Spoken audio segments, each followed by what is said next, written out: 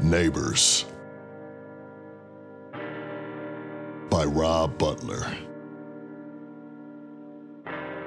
Tylaxis pressed the button and fired off the day's rockets.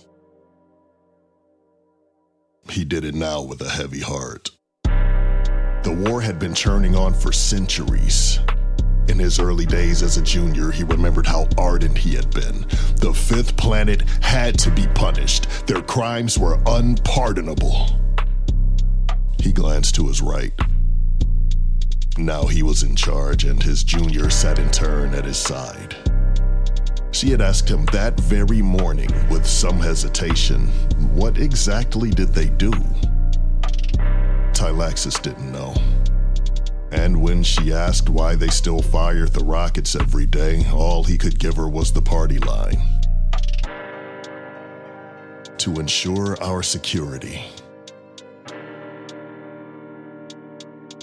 The screen showed the rockets arcing away through space, on course.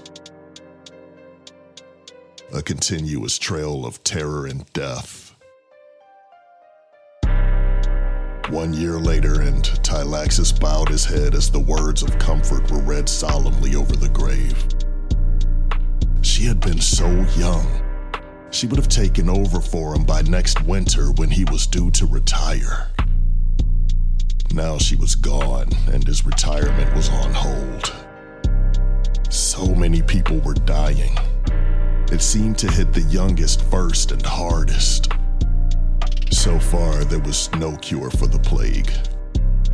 He returned to the control room after the ceremony and fired off the day's rockets.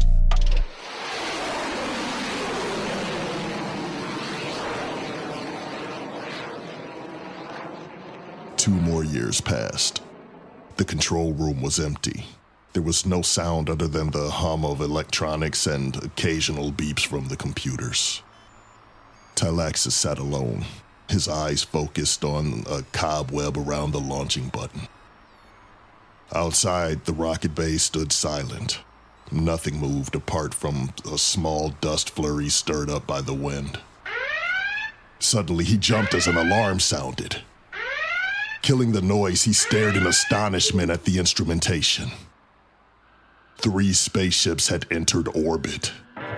With mounting horror, he scanned them and confirmed they were fifth planetary vessels. A lander was undocking and on its way down. Tylaxis tried the Monarch's hotline. Nothing. For all he knew, he was the last person alive, and he could not retaliate or defend the planet. All the service personnel had died. There was nothing he could do on his own. He watched as the ship drew nearer. Inevitably, it would land at the launch center. With a sigh, he straightened his tie and his battle medals, pulled on his peak cap, and left the building. The lander settled with barely a hint of sound. Minutes passed before the occupants came out. They were heavily suited, as the fifth planet was known to have a much different atmosphere than the fourth.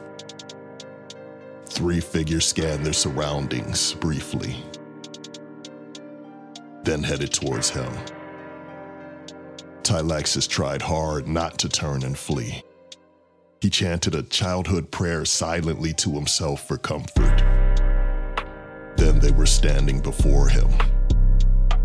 The leader switched on what must have been a translation device. A metallic voice spoke. "You have been launching bombs at us for thousands of years." "Yes, You stopped a year ago.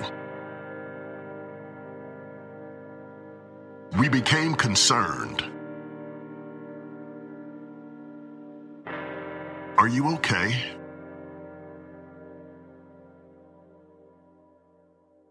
The end.